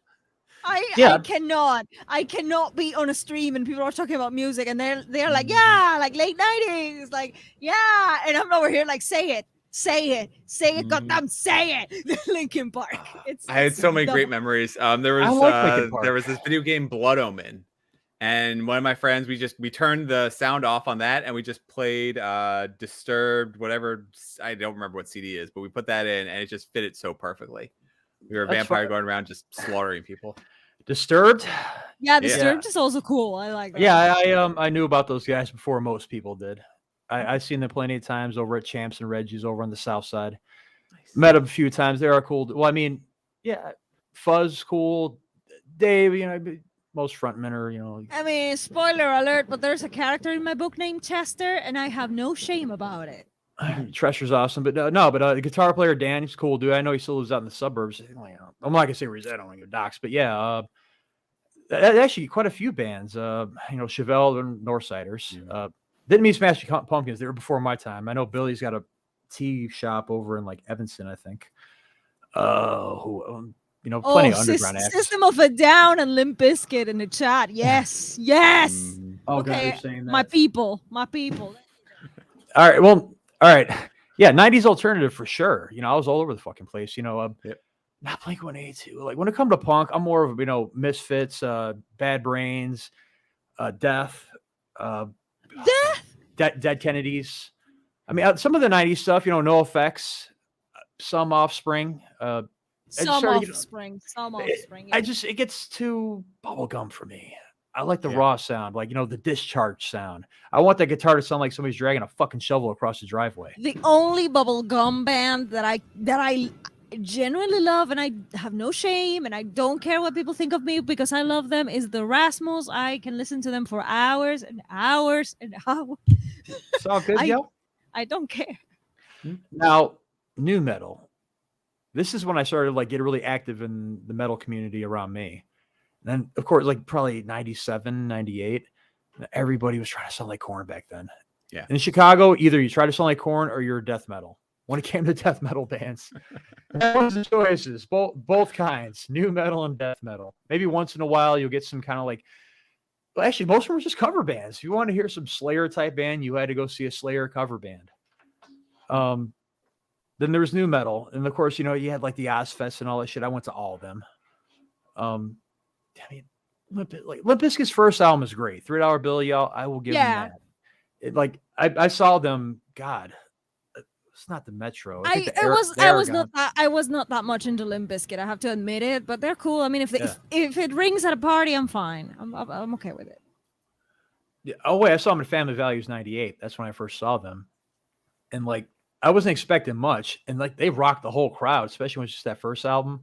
Yeah, System of a Down, Rage Against the Machine. Those I like a lot. Those I like a lot. You mentioned Nirvana. I'm more inclined to Mother Love Bone, Alice in Chains. I mean, I love Nirvana. Yeah. Like Incesticide is probably one of my all-time favorite albums. I don't know. People say like a weird one for those, but I just like a few songs in there, like Aero Zeppelin. And yeah, 90s rap for sure, especially living around here. Even like the smooth stuff from like well, not exactly smooth, but like the lighter, like you had like Rex and Effect, stuff like that. Onyx, like the early days, of course, NWA, Ice Cube, and all that. I remember having to hide the Doggy Style tape from my mom, Snoop Dogg's album, and got caught with it. Caught with that and Notorious B.I.G. Ready to Die. Got my ass beat for that one. Gangster Style. And of course, we bring up new metal, and this fucking guy shows up again. Yes. Of course. Pantera is where it's at. Hell yeah. I mean, Pantera, Slayer. I don't know. I mean, the older I'm getting, the more I'm getting more into the kind of the proggy shit. Like, I don't know if you ever listen to like Mastodon or Gojira. Gojira, yeah. Porcupine Tree. I'm sorry. Seven Dust, since Trinity's in the chat, love that band. Power Man 5000. Mm-hmm. Actually, my first concert, the first concert was Metallica, but the one after that, it was a local radio show. This was 98. Local H was there. I don't know if you guys ever heard of them. It's funny. It's like a whole mixture of weird bands. Anthrax, the John Bush days. It wasn't your old guy. Seven Dust was there. Oh gosh, forever ago. Rammstein and Creed. Oh my God. Well, Rammstein closed the whole thing out. And this is just like when Du Hast came out. But what was Creed doing there? They opened up for Rammstein. Okay. Believe it or not. I don't know who booked that shit, but yeah. Well, at least they got them on before anything got burned up. But yeah, fucking Creed. And it was like right when they first my brain was like, what was Creed doing there? But okay. It's okay. Creed was big right around that time though. It was. I'm not being bad on them. It's just like, what? That's a weird that's awkward. Like it just does not glue together, but okay. Okay. Yeah, I'm just dicking with you, Trinity. Anthrax, I know, man. Even though I would have to say Spreading the Disease is the best album. I know we disagree there. But Beastie Boys, hell yeah. Hello Nasty. License to Ill, come on. Who didn't own License to Ill of our generation? But got a bunch at that of point, you're almost getting into Daft Punk. Ooh. Early 2000s, but oh, you want to go on electronic route? Yeah, you got Prodigy, Fatboy Slim. Crystal Method. Prodigy, I like. Yeah, I guess I ever listened to the Spawn soundtrack. Mm. The 1997 movie. You know, Remember the movie? I'm kind of sad. Yeah. I'm kind of sad and kind of patriotic at the same time because like I'm the girl who's like, yeah, apocalyptica, but I'm the only one. I know. I know. I know. I know. I know. I know. No, Trinity, I can't take you higher, but I can try getting you higher. But Spawn, that movie probably would have, well, if it had been rated R, would have been better. But had they not just had that amazing HBO animated series right before that fucking movie came out, maybe. But there's no way to top that. You want to talk about like 90s animation? Yeah, you got Spider-Man, you got X-Men, you got Batman, Spawn. That was my it's just the tone, the fucking animation, the writing, the violence, the music. That wasn't rated R? Spawn? Yeah. I was unrated. Yeah. I was saying the tone, the violence. It was just like, yeah, that was my type of comic book cartoon. I remember it. I thought it was too violent for PG-13, so I assumed it was Yeah, R. I don't remember Spawn. Oh, the movie. Where I lived. No. The movie, it was when it was in theaters, it was PG-13. I know they did like an R-rated or whatever version on video, but yeah, still missed opportunity. Yeah, even in the mid 90s, that CGI is rough. Those are things I cannot distinguish, but okay, I Right. believe you. It's very. The best way I can describe it is it's like watching a box moving. Yes, it's like it looks like a budget film. Like it looks like really budgety. Oh, okay. Yeah. Well, so yeah, it's 3D animation at its worst is probably the best way of putting it. Yep. But anyways, I got to give a shout out to this special person right here. One of my best friends, my writing sister, my wolf sister, our Each Wrestler. I was talking about her earlier. Horror writer, YA horror writer. Y'all should check her out. And you've been modded, by the way, yo. So drop a damn link. Now back to this guy. There were a lot of bands that we didn't mention, but yeah, like Oh, we bunch got of time. them. Yeah, sure. Deftones is what Trinity Deftones brings is up. good. Yes, their best album being Adrenaline, in my opinion. Around the First Grade, White Pony. They started getting emo. I mean, it was still good. I mean, okay, the only emo. I have this thing. The only emo band that I still listen to, at least the first albums. I don't know, like the big albums. Those were really good ones. I listen to that band whenever I am murdering a fictional character in a scene. Like, oh, I need to work on this murder scene of this character. Like, what's playing in the background? My Chemical Romance. That's what I'm listening in the background. That's it. That it happens all the time. It's like, Dal, why are you listening to My Chemical? Okay, she's murdering a fictional character. That's what she's doing. I don't know if I consider them emo. I think I actually got They yelled are. at by a friend. They by a are. friend They of mine. are. A friend of mine. It wasn't you, Rachel, but like I said to somebody, like, are they? That's not emo, is it? Like, no, they're not fucking emo. They're alternative punk. Okay, damn. Some people did label them emo. I don't care what they are. I like those big albums that they had like in early 2000s. Those were really good. Yeah, all I'm gonna say is Fall Out Boy isn't punk. Yeah. There, I said it. Now, Godsmack, I like them. Like I heard their first two albums. I didn't really follow them after that. Slipknot. I have to say, I don't remember much Papa Roach. I remember like 2 songs. That's it. Yeah. I think we all just remember about 2 songs by Papa Roach, unless you really followed them. I remember seeing them at Ozfest a couple of times, and they were a forgettable live act. I shouldn't say that because there's a lot of people out there who just remember 2 songs by Linkin Park, and I'm over here like really offended. Like, whoa, okay. I like Linkin Park. I've always liked them. And they put on a great live show. Every time I saw them, they opened up for Metallica back in 2003 at this big fucking racetrack, and they fucking rocked it. Almost better than Metallica did.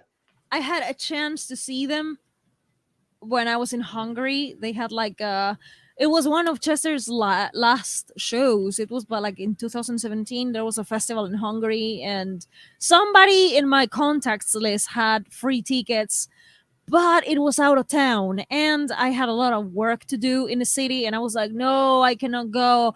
Well, it will be some other time. Perkele, that was okay, that was loud. Sorry. And yeah, so I was like, oh, maybe some other time. 1 month later, it happened. What happened? And eh, eh. So yeah, I had a chance to see them live, and no, I didn't. Yeah, I'm so sad about it. I'm still like, it's one of the bands I wanted to see live, and I couldn't. So, but I still listen to Linkin Park. It's one of the bands that influences a lot of what I write. It's like, oh yeah, it's like the characters in my sci-fi project, the one that I'm editing and I'm gonna publish this year, whatever, this year. Um, it's like every important character has a Linkin Park soundtrack. It's like, what's your Linkin Park song? It's like, for this character is this one, for this character is that one, for that character over there is that one. It's like, yeah, it's a whole thing with Linkin Park songs for each character that talks a lot about the themes of abuse in my book. so so everyone has been warned. My book is not sugar coated. There's a lot of Linkin Park influence in there. You've been warned. It's all right. I mean, I'm glad I'm not the only one that's been influenced by music. And like, we get to Slipknot here real fast before I forget. I'm going to take you all back in time. The summer of 1999. 15-year-old me going to see this band on the main stage. I'm asking my buddy, what's their name? Oh, Slipknot. That sounds fucking lame. What are about them? Oh, there's 9 of them. That sounds really lame. What the fuck? All right, I go sit down. We sit in the lawn seats and we're sitting there watching. All of a sudden, they come out in jumpsuits and masks. I'm like, well, that's really fucking lame. Then they start playing. Then about 5 minutes later, I'm like, holy fucking shit. The whole lawn's a big mosh pit. And this is a week before their self-titled album came out. And like, yeah, they ended with Surfacing. And I'm like, that band rules. And like, I found out like a week later, got that first album. And yeah, I actually saw them. Really lucky. You saw like basically every good band ever. Well, that's the perks of living in Chicago, I guess. Oh yeah, like if you're a band with a brand, you come through here. And I've seen so many bands, come through before they got big. Man, I'm still trying to be awake here. Like the Metro is like the main place where most bands come through at. I know my buddy Mark from Chimera. That was the first place he started at. It was 2001. That's actually where I met him in a couple outside. God, they opened up for like I think Nonpoint and some other band. I was like 17 years old and saw them come on, and they blow up, in the underground metal scene. It was cool like that. And once in a while, like the goth scene especially, and that's always been kind of underground. And yeah, I mean, like every weekend, either you got people DJing at one club, and the weekend after that, you got them playing some gig, or you got people coming in from out of town doing a gig. So that's the one thing about living in a big ass city. There's always something to do. But I'm with Adriana in the comments in the chat. I don't care what genre it is. If I like it, I like it. If I don't, I don't. Like I'm with you there. I'm with you there. That's true. And yeah, I would recommend y'all pick this up. And anything by her she has available. She has a collection of short stories available too. If you're still there, drop the link. But yeah, I mean, I would never like hear something like, oh, that's that style of music. I can't fucking hear it. I'm pretty sure I like one song out of every single genre, even if I like claim to dislike it. Like I might crack jokes about emo, but I'm pretty sure there are a few good emo songs out there. Like I said, the Rasmus, I don't give a shit what people think of me because I love that band. I can listen to that guy sing for hours and hours, and I don't care. Like it's like what's playing when I'm writing: the Rasmus, My Chemical Romance, Linkin Park, a bunch of Irish music because why not? A bunch of tango because why not? A bunch of Finnish folk because why not? So it's like, yeah, very eclectic, and that's why I say I agree with Adriana. I don't care if I like it, good. If I don't like it, well, I don't listen to it. But like labels, that's just for marketing purposes.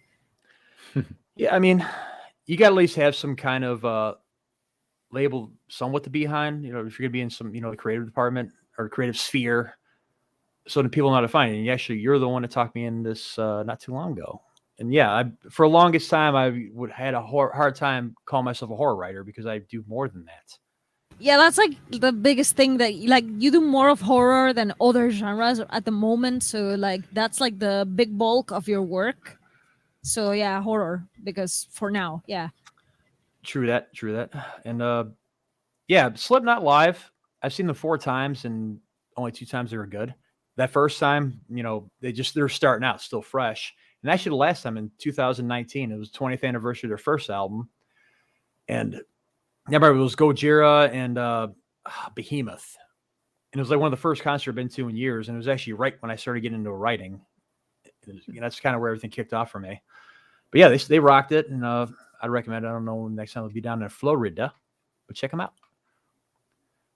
And yes, Trinity, I know this song you're talking about. It's called Purity. Great song. And I actually had both albums. And I grabbed the second copy and realized it wasn't on there. I was like, what the fuck? It was one of my favorite songs. But yep, I agree. I don't know if I agree with that, but teach your own. Billy Ray Cyrus. Anybody that was in gym class in the 90s knows fucking Billy Ray Cyrus because we all had to do square dancing in the gym class. At least I did. I'm not very familiar with Mr. Cyrus. I mean, I know him because of the show that he was on and whatever, but not with the music. I'm not that familiar. You're not missing much. I mean, unless you're into that kind of stuff. No, not really my jam, but I guess he had his good stuff. I don't know. not the kind of music I would go for, but sure. It's ear candy. And you are lucky. Yeah. I don't know if it was just the places I went to, because I went to 4 different elementary schools because we're moving all over to the damn place, which it's always been in the Southside area, but in a place like this where everything's so condensed, you walk from one block to Greektown to Ukraine Village to, back of the yards. So it could be from one neighborhood to a different planet. But always in every gym class at time of the year, they bust out the old record player and you have to square dance as some kind of exercise. Why they never did kind of, dance music or hip hop or hell, even the robot? I don't know. It was always square dancing. I don't miss it. Snow and Vanilla Ice. You know what? I probably could still jam out to some ninja rap right now, so I cannot judge on this. And he did put out some metal stuff too back in the day. Look at that. As soon as I say something, great minds do think alike. Vanilla Ice put out some metal stuff in their late 90s, early 2000s, which wasn't too bad. He actually played a rave out by me, and I saw him. He kind of rocked the joint. He didn't have his goofy hair. He had it shaved. But yeah. So, any plans for the upcoming year for you guys? Do you want to talk about?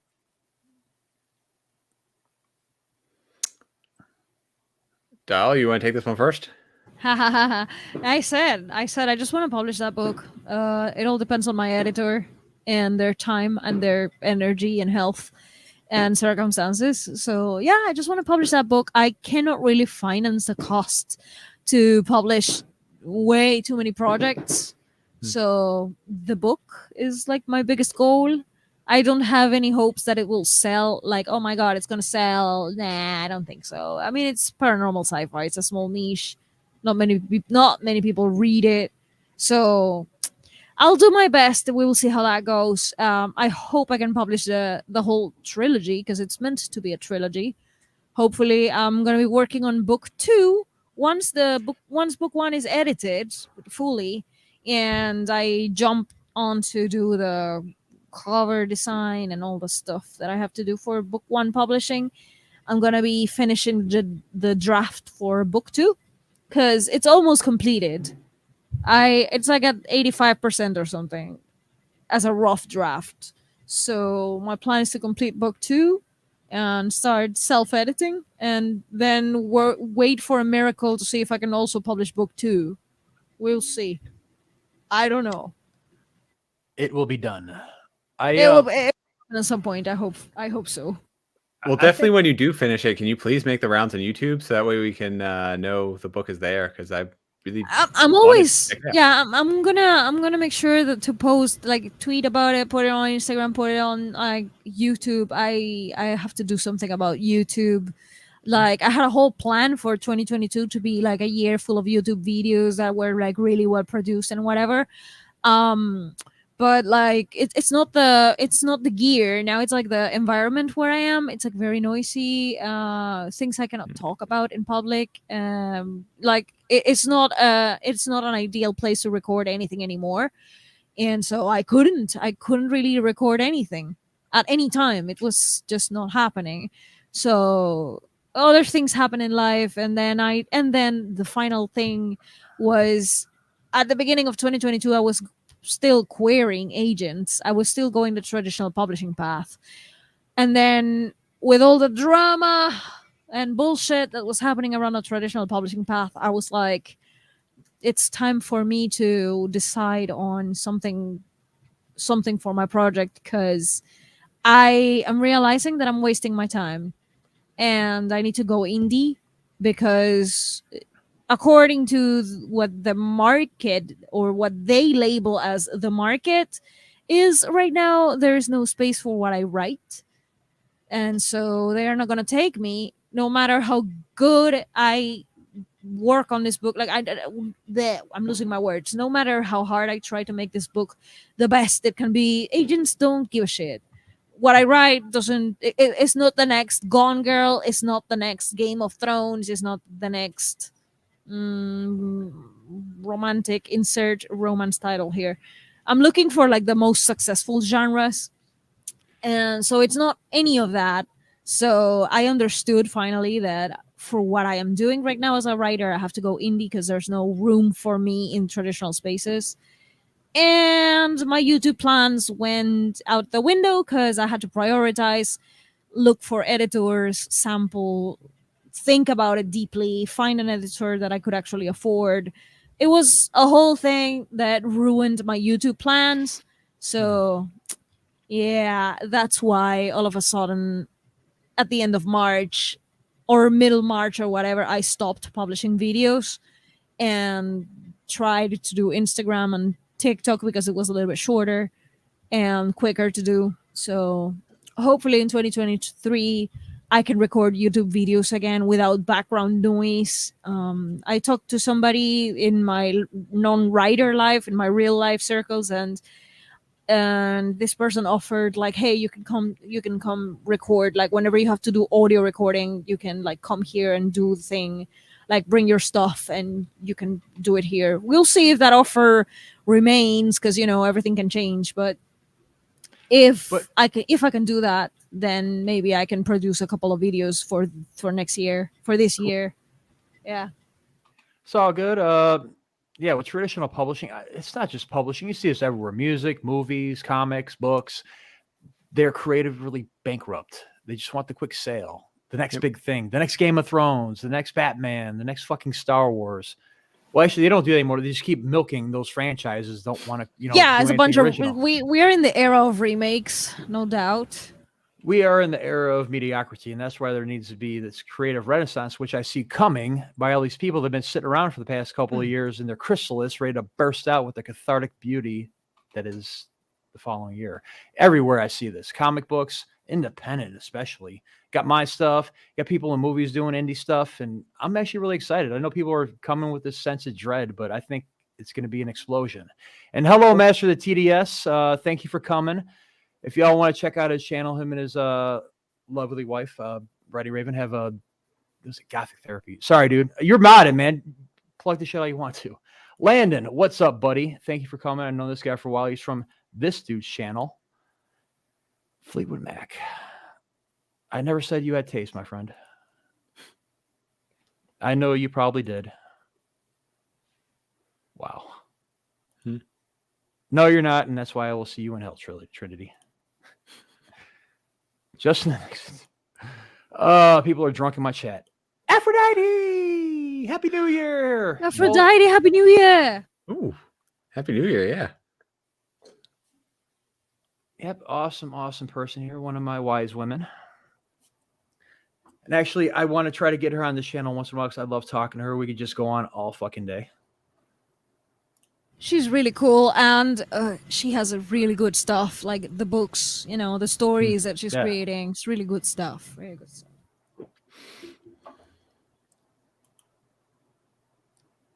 Mac.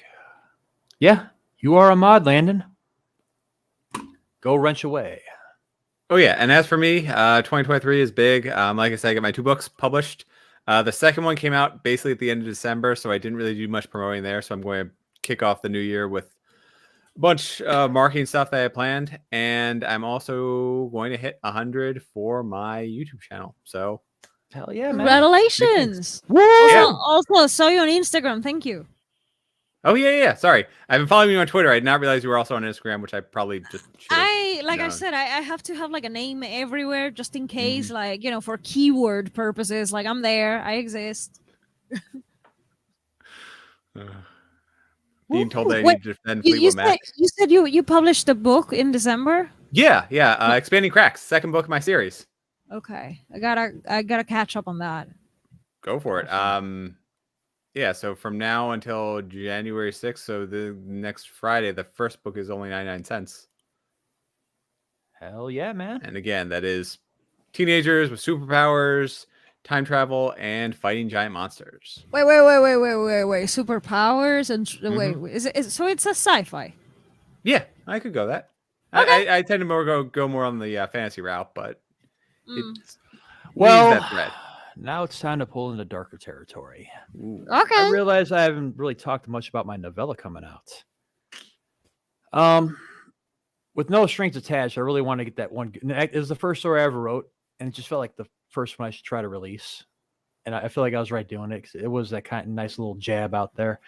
Then this double feature, you know, I wanted to be a little more relaxed, mellow. You got the eldritch horror in the water in the first story. You got the car accident in the next one. I wanted that kind of be a lull into the novella, because that's where things get really fucked up. The story's called Skin Auction. Have people actually read No Strings Attached? Like, have people read it? Because I have. Yep. Because I have. It's like really fucked up. Both y'all. Thank you. And Ben, thank you for the review. But anyway, Skin Auction. It's about a 15-year-old girl named Jen Baker who gets abducted outside the parking lot of a concert. From there, she's drugged, wakes up and tied to a bed in a room. It looks like it'd be a rundown apartment or a hotel. Who knows? From there, she's taken out in the lobby, paraded in front of a camera, and quickly finds out it's an auction where she's sold off to the highest bidder. Turns out to be a mysterious bidder where she's carted off to the mountains, and that's when the story goes into horror. I think I'm gonna skip that one. Yeah, it's a rough one, but it's not just me trying to be edgy. I get it. It's just something that's always meant a lot to me. It's something that nobody ever wants to talk about. They want to argue about all types of dumb shit, but the fact that children are abducted every day and sold into slavery, and this country, every damn country, it's the oldest straight human history. Like, I get you, because like that is part of the symbolism of my sci-fi. Except I'm not going into the horror aspect of it. Like, it's there for people to see, but I don't touch upon it and I don't make it like horror-y. It's a sci-fi. It's like basically kids in space. But yeah, go on. Yeah. Well, the story came after meeting my one friend Jamie, who was actually a survivor of human trafficking. Different scenario, but that's what got my mind in that direction. I started researching, as much as I regret doing it now, because the more you get into those stories, survivors, and what they had to go through, and just the evidence found by FBI agents, it'll turn your hair white, if not make it completely fall out. And it just felt like it was something needed to be said, and I made a good horror story out of it. That's the only thing I can say about it. I mean, not gonna be for everybody, but I made a point with it, and I think I did just that. I think it's important that we discuss those topics, and it's good that you've written. I just feel like maybe right now I'm not in a good headspace for that. There's not a lot of people are going to. You have to be going to it wanting something messed up. And yeah, definitely. Yeah. It's like I gotta be mentally prepared for it. So maybe I will read it. Maybe I'll gather the guts to read it, and maybe I will. But as of right now, in this particular moment, I can say maybe I should skip it. Yeah, when's it coming out? Well, I was trying to get it out last Tuesday, but with my editor, hoping in the next couple of weeks I just final edit and get the cover ready. I mean, for what it's worth, coming out around Christmas time would have been a terrible idea, but I know like December is was it October, November, December? Aren't those like the hot years for publishing? Or not the hot months? Sorry. I don't know about October. I've heard everything. When I said that I was publishing in December, everyone told me just push it back by like a month or two. So I don't know. I don't think anybody actually has a good answer. So I mean, Yeah. we are talking about like we're talking about like good months for publishing in terms of what traditional publishing and whatever they say it's good. that Eh. it's also like it's very easy to be steamrolled. Just because there's so much that does come out in the December timeframe that's trying to get like that Right. That's true. That's true. holiday sales. Good night, Aphrodite. Thank you for coming. I was trying to catch up. Well, that's just what I was told, and I was going off of that. I mean, it doesn't really matter as long as it eventually gets out. And thank you very much. That is really cool to know. So, damn it, I will get it out next month, which will be in the next 20 minutes. Yeah. But, Hey, it's already next month for us. Yeah, and I mean, it is something that means a lot to me. I got 3 nieces, and the older they get, the more it freaks me out. And yeah, I feel like the only way I can get this out there is by telling a really dark and twisted story. Mhm. And yeah, like I said, it's not for everybody. I'd say it's more of, the Stephen King, Clive Barker audience. But yeah, it is a straight up horror story. It's horror. Yeah. Like, I am the foolish one who dared reading Misery. Yes, Stephen King's Misery right when I was dealing with a stalker, like a female stalker in real life. And I went and read Misery. Like, why did I do that? I don't know. Maybe because I wanted to read a story that was like worse than my actual real life experience, and I wanted to see like, okay, you see, it's not that bad. It's not that bad. Or maybe that's what my brain was trying to do. But yeah, that's why and now with horror, I'm a bit more cautious. Maybe too cautious, and I should read more horror. I should be braver and try to give more chances to the genre. But probably this year is going to be the year because I'm trying to open up even more. Like, I read diversely. Yes, I do. I read in many genres. That's what I mean. But I need to expand even more than I have done it before. That's what I mean. I forgot who told me this. But yeah, this old writer, he was what would they call it? Shit. Like he'd read anything, whether it be a documentary or just a bunch of articles. You go walk in the library and like you remember the old Rolodex cards. He would just like take a certain chunk out of there, just grab any random book and go home and read it. Doesn't matter what it was. It was basically like he would rent them cold without knowing anything about them. And his style would be influenced by that. I thought about that at the same time. What if you read a bunch of shit and then you try to write? I mean, possibly. I mean, reading bad fiction, I believe, makes you a better writer. Because, with reading a lot of great fiction, yeah, it can influence you, but you can also end up copying it. Personally. But I'm trying to go more of that route with how I consume my reading material, even though I'm really stubborn because I always want to read something with like horror and all that. But you mentioned Misery. That is a really good book. And I It wish is really good. Yeah. it makes me ask you, doll, are you a doobie or don't be? What do you mean? Ann Wilkes would say that to him, like, you're being a don't be. But did you ever see the movie, Ben? With what was it? No, I did not watch the movie, so I'm lost with this reference. Well, they made a movie back in the early '90s with James Caan and what's her name? She's been in a bunch of movies. She's an American Horror Story. Kathy Bates. There we go. Yeah, I know there was a movie. I know, but I have not watched it. Well, the Didn't one even know thing, there was a movie. yeah, it was like 1989, 1990. But the difference is, in the movie, she used a sledgehammer instead of an axe, which you kind of understand. Chopping dudes. It's like a mainstream movie too. But have you read a lot of Stephen King? Either you, other than Misery? Yeah, sure. Carrie and wait, there was another one that I read. Pet Cemetery. Yes. That's a good one.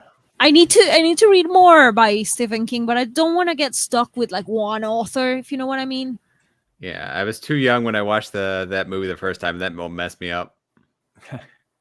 Pet Cemetery.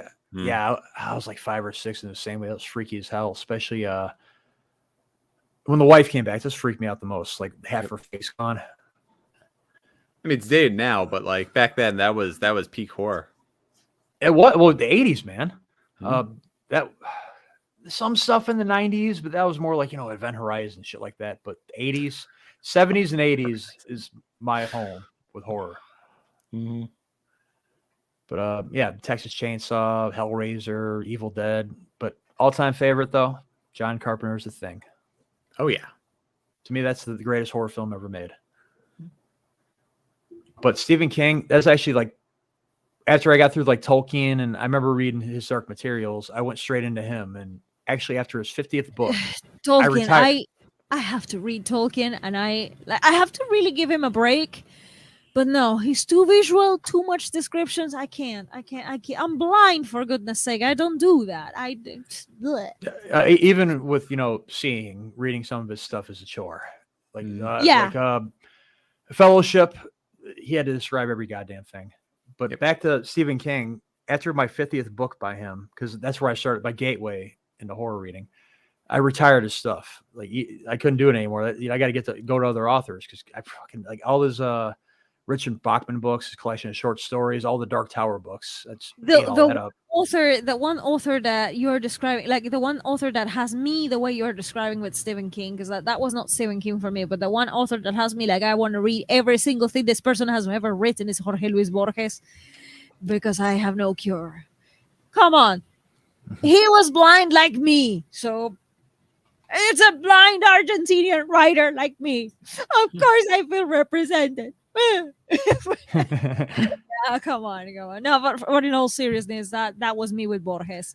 And I know I have to give it a break and read something else. Go read something else. And I try, but I always hasn't that happened to you, RC, with didn't you go back to Stephen King if you encountered another book that wasn't that good and you kind of DNF'd it and you went back to Stephen King as a comfort? I've never read the Tommyknockers, and I never read Christine. I've always wanted to do those, but I heard Tommyknockers kind of maybe. If anything, once in a while, I'll go back and read Salem's Lot, which is my favorite novel by him. Yeah. But more than likely, I'll grab it like a short story collection, like the Night Shift collection, and just read a quick short story. Or I'll get stuck on an author and just get so used to his style. That's all I want to read. I was like that with Clive Barker for a while. And once in a while I'll grab one of the books of Bullet collection and go through that. Otherwise, I try really hard not to go back and reread like a novel, because that could be time spent reading somebody new, or hell, even reading a new book by that author. But good night, Adriana. Thanks for coming. Happy good night, and thank you. Happy New Year. Also, guys, I will have to duck out because my mom is now talking to me. We are long distance. Mom is in another country. It's all good, yo. Yeah, the usual with my family. So I think I'm gonna. But it was really nice talking to you guys. Thank you. Yeah, it was great. I haven't Thanks heard for coming. I haven't heard your voice in a long time. Same. Thanks for coming my first stream. Yeah, I am happy to come back. I'll see. But I'm gonna call my mom and talk to her because now she's talking to me. And once mom shows up, it's like, okay, mom is here. I have to go. Go handle your biz.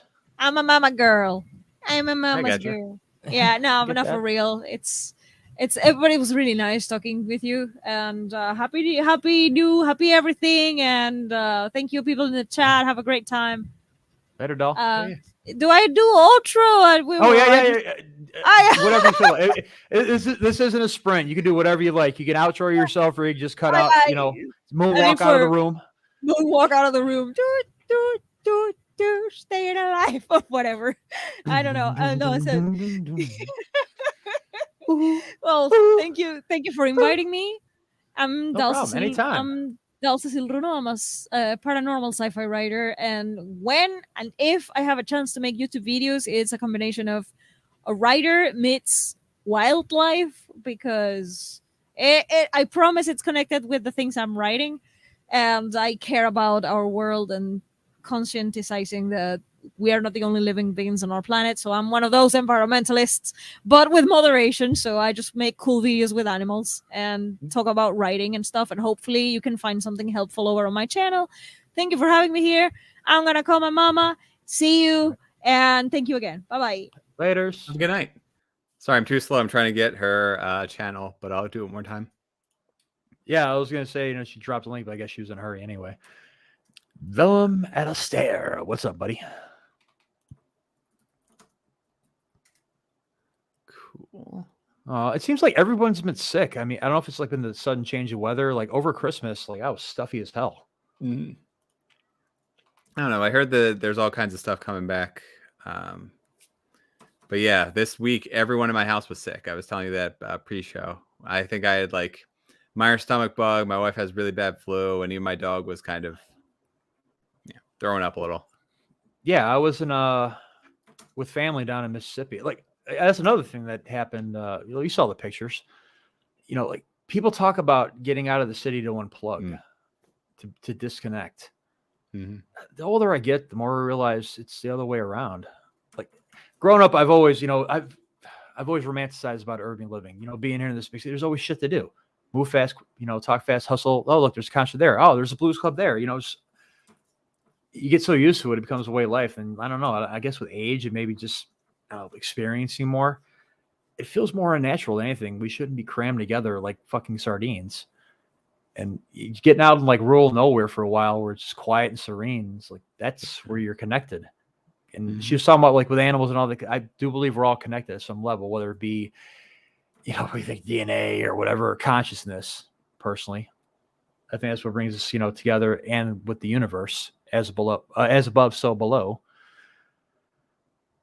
But yeah, that's what I'm doing here, man. Just connect to people. That's why I see all these different people from different places that I had gone through. And that guy. Hell yeah. And it's cool. I know that I want everyone to support each other if they want to. It's kind of what I'm doing, Oh, yeah. But yeah, I mean, I know a lot of people aren't going to like that story, but it feels like something that has to be done. And also just as a new writer, it's like kind of have to get a little attention, whether it be controversial or provocative is more of a word. I don't like controversial because whatever. But yeah, and that's awesome. I mean, if you are passionate about something, I would much rather read a story that the author cares about than one that they're kind of just going for a paycheck or trying to write what's popular at the time. Yeah, and that's one thing I say to any writer out there: write what you want. Don't adhere. I mean, unless you want to. You work at a company and they're doing something. You're like, oh, okay, I can do this and make a living or whatever. But just don't bend yourself too much. Otherwise, you're just gonna hate what you do. Yeah. And it's gonna be mediocrity, status quo. You don't want that. Like that's one reason why like writing isn't a full-time job, and I don't treat it like such. That's why I'm a little more free about it. I mean, I don't know how that would be if I were like, I don't want to say published, but at least making a living off of it. But at the same time, I get to write all day. I probably do a lot more of that. I don't have to worry about going to work 8 to 12 hours in some warehouse, but who knows? All I know is, whatever comes off of this, I mean, it's cool to be able to do this. Even if I never do another live stream again, it's awesome. So many fucking people showed up. You showed up. I wasn't expecting anything. And just hey, if nothing else, do this again in a year. For sure, man. And hopefully, I don't know. I have more to talk about. Actually, what can I talk about right now? I'm kind of outlining a story that's getting bigger. It's supposed to be a novella, and that's what I have it pegged at right now. It can grow. Who knows? But yeah, graphic novel. Now I'm getting tired. Yeah, okay, I'm old too. It's actually completely different. I mean, there is horror elements, but it's set during World War I. Got these from articles from like the New York Times and a couple other places from 1917 on the Eastern Front up by the Baltic Sea. It's kind of where by like Latvia and Lithuania and all those places are at right now. It's right before they all actually started, right near the end of the war, before Lithuania got their independence and all that. Well, as you can imagine, World War I being the industrial nightmare that it was, decimated a lot of the wildlife there. And over there by Russia and all that, there's a lot of wolves. So running out of food, running out of place to go, they start attacking the soldiers. You know, catching them at night when they're going wandering too far off camp. You know, to use the bathroom, whatever. Getting them. They start growing in numbers, getting more bold and bold, until it's like, you know, huge ass mega packs attacking the soldiers in broad daylight while they're fighting each other. Yeah. But eventually, there's Germans and Russians on both sides. They call the ceasefire. And they decide to team up and take out the wolves, the immediate threat. So yeah, they get together, snipe them out, shoot them out, take them out by the hundreds, and eventually the pack disperses. Then they go back to fighting. So I'm going to 300 the shit out of that. I've got it right now at 8 issues in the outline, and I'm almost done with issue 3 script. So by the time I'm finished, I know talk about traditional publishing, but it's too damn big to do for a crowdfund. It would take too long, cost too much money, and I'm going to try my best to get it published somewhere at one of the companies that's still around that isn't, going bankrupt. That's a whole other story right there. Yeah, try at the top, probably below like DC and Marvel, because I ain't trying to mess with those guys right now. But yeah, work my way down, Dark Horse, Image, all that. I'm kind of seeing it as hocking a loogie at the top of a wall and watching it crawl down, hoping it doesn't hit the floor. Hoping it stops somewhere and catches anywhere with a printer. Gross analogy, but that's my dream. But yeah, war story, horror story, action story. I'm actually throwing some philosophy in there too, because it's right there at the birth of the modern era. Kind of bringing that Russian existentialism with the more super soldier Nietzsche side of the Germans and wolves. Big ass scary looking wolves. And I'm going to try to get as many shout outs to all the werewolf movies that I can in there. Definitely going with American Werewolf in London. Got to have that one. Huh. In that case, how do you feel about American Werewolf in Paris? What's that? Oh, all right. I'm kidding, man. Okay. I saw it in theaters, okay? Yeah. I remember the song by Bush.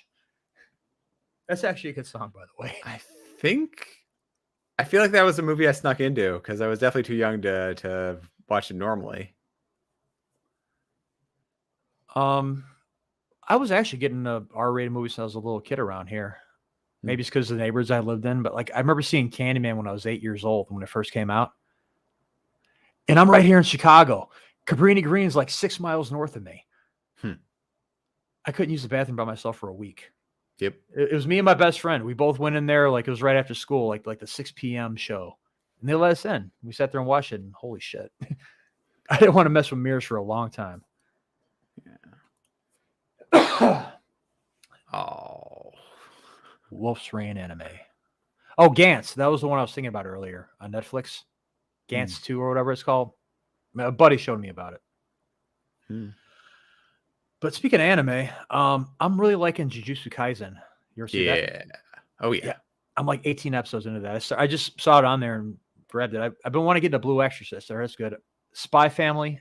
I'm like 3 episodes into that. It's got my attention, but I've also started the original Naruto and One Piece. I'm 85 episodes into Naruto, and I'm almost on episode 200 of One Piece. I started episode 1 back in August, and I had this thing where I was watching almost 2 every day. I kind of fell off recently, but yeah, I mean, in a few months, almost 200 episodes. Still got a long ways to go, but I love that show so much. I'm amazed you progressed that far in One Piece. One Piece they're heading towards the finale, and even now it's still going to be like 4 or 5 years away. Well, I like you already, Daniel. I know you from Trinity's channel, and I invited you here yesterday when I was plugging away on his stream. Yeah, I'm a mod on a couple of our channels, and I was doing some shameless plugging like all week. And I'm probably sure I got a few friends pissed off at me, but yeah, whatever. I was excited and proud. Should be. This is fun. Yeah. Are you doing a countdown for your New Year's too? No, I got to start now. I'm kidding, man. Yeah, 2 minutes. I was saying, like, yeah, I'm not gonna start right now. Yeah, I was looking at the clock right now. So you're gonna go to bed right after this? Yeah. Oh, I am fading fast. Yeah. I don't know. I picked up this. Those like Frappuccino bottle things you find at like Walmart and all that. I found one that was Twinkie flavored. And I mean, it sounds delicious, but that also sounds like billion calories in one bottle. Yeah. Well, it's Twinkie flavor. It's not like they mashed up a Twinkie to shove caffeine into and then pump into your veins. Yeah, I don't know. I did kind of nurse 2 ciders this whole time. I'm proud of myself. The old me would have probably killed the whole bottle by now. And it's like, hey, Ben, what the fuck are you doing? 25 seconds. God Would damn have made it a lot more interesting. It's a fucking No, bullshit. this is fun as is. Yeah, that's cool. I mean, I want to just get more of that going. I know I was talking to story detective Robert Jones about that. I know he's doing stuff with his YouTube channel, and I don't want to talk for him about it, but I'm all about getting us talking. I mean, sprints are good. We need accountability, but we also need to talk too. 10 seconds. 9, 8, 7, 6, 5, 4, 3, 2, 1. Happy New Year. Happy New Year. 2023. This gonna be the Art Attack year. Wow, I made it 2 hours, man. I could have done it without you carrying me. There you go. You hear that? Chicago's blowing up, y'all. Awesome. Yeah, I guess the fireworks have died down a little bit around here. Oh yeah, it's about to go up in here. I know the north side, they don't really do anything. They have their little pop rockets. They got nice things up there. They don't want to blow anything up. Down here, we'll blow it up and leave it and try to live in it. Yeah. We do what we can.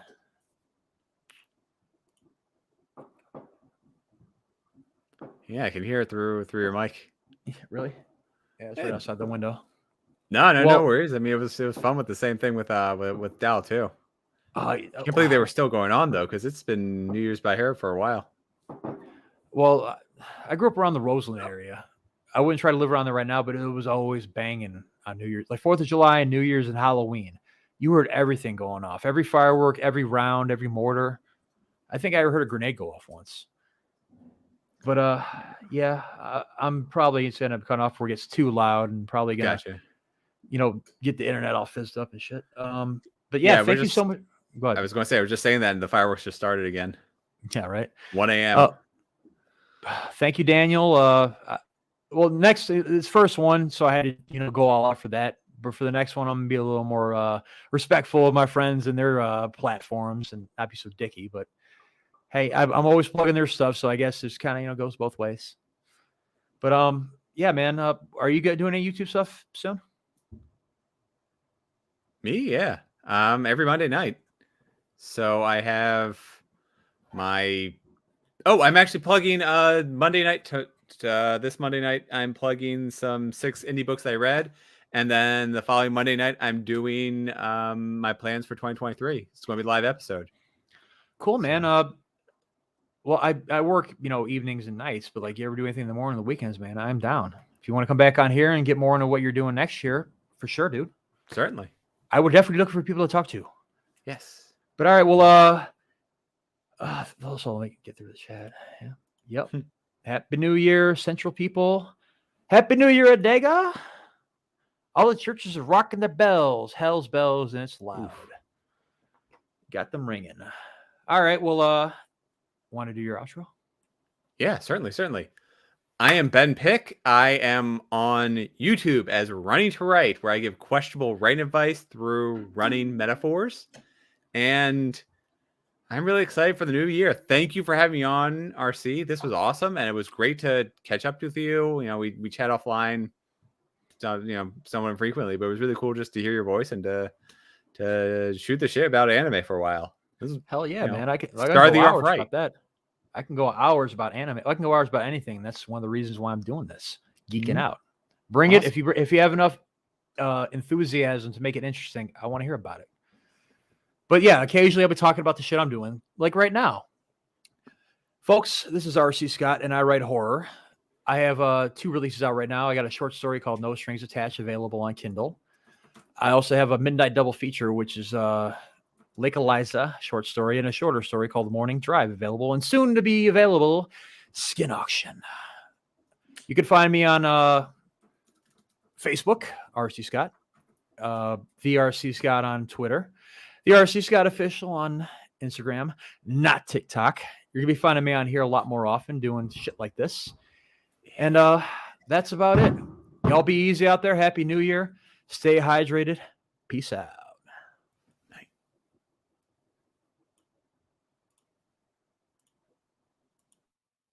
Can't tell if I'm still on or not.